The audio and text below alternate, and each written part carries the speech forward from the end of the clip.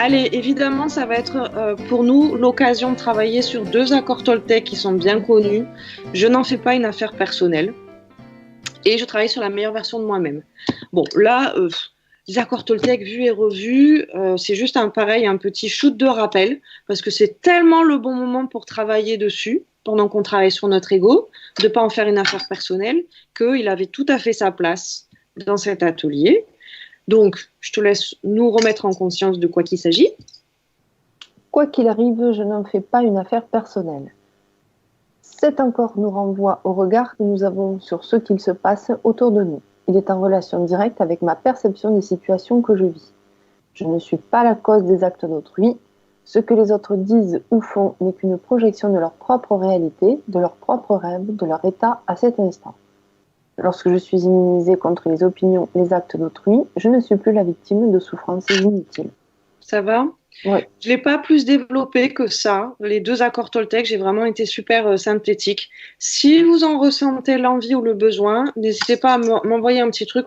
On pourra se faire un Zoom ou on pourra faire un cours que là-dessus. Il me semble qu'il y a suffisamment, et sur le net, et dans le bouquin. Là, si je reviens un tout petit peu en arrière, j'en fais pas une affaire personnelle. Cette phrase, elle se suffit à elle-même, en fait.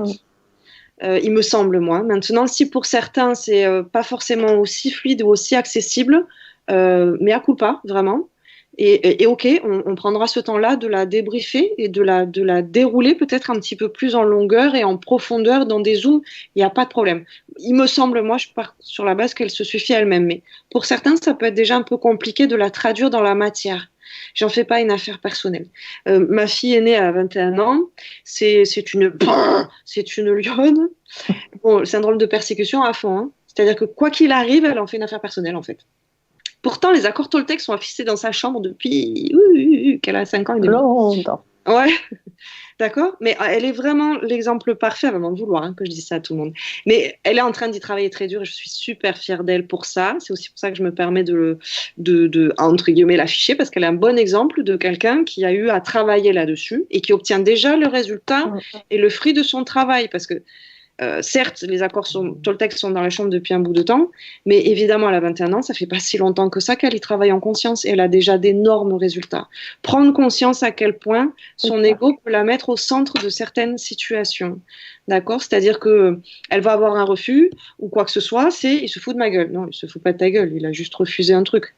On va la faire attendre, il se fout de ma gueule, il me fait poireauter. Non, je crois que cette personne délibérément s'est dit je vais la faire chier. Et la faire poireauter, non, ok, donc ça veut vraiment dire ça, j'en fais pas une affaire personnelle. Ça veut dire que j'enlève cet ego-là, qui me met un espèce de filtre entre la réalité et ce que je crois être la réalité. Je m'enlève de la scène, je me mets un petit peu en tant qu'observateur, en tant qu'observatrice. Et j'observe cette scène où je crois que je suis au centre pour me rendre compte qu'en fait, il y a plein de protagonistes qui sont eux-mêmes au centre de leur propre réalité. Ouais. Ça va ? Donc encore une fois, si ça va un peu vite là-dessus, n'hésitez pas à solliciter, on pourra faire des annexes, il n'y a pas de problème, ok ?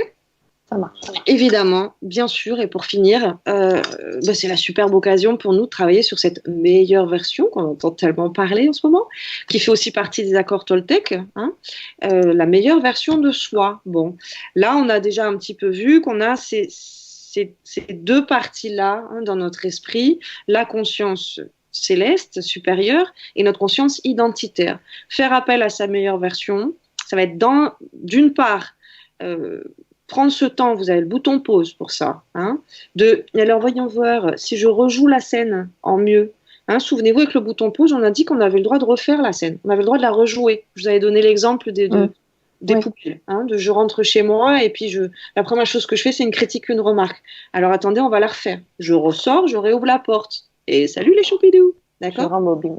Je rembobine, je la rejoue la scène. Il y avait une meilleure version, il y avait une meilleure façon d'être, de faire, de dire, de penser, d'interagir, etc. Je vais aller la chercher, je vais aller questionner cette meilleure version.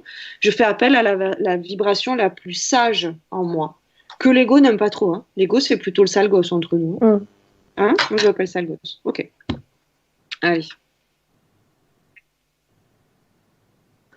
Je fais toujours de mon mieux. Mon mieux change à chaque instant. Il n'est pas le même selon si je suis malade ou en bonne santé.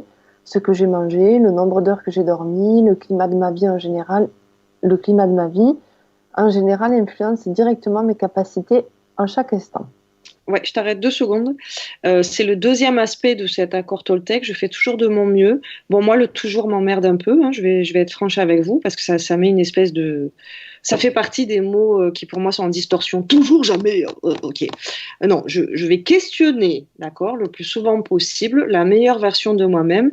Moi, j'aimerais vraiment que vous ayez conscience de cette notion pour ne pas basculer dans la maltraitance de soi, avoir conscience que la meilleure version de moi, c'est pas du tout la même selon si j'ai mangé. Des épinards ou des pâtes, si j'ai de la force ou si j'en ai pas. Oui, selon si j'ai dormi 8 heures ou si j'en ai dormi 2, la meilleure version de moi va pas du tout être la même. Foutez-vous la paix avec ça.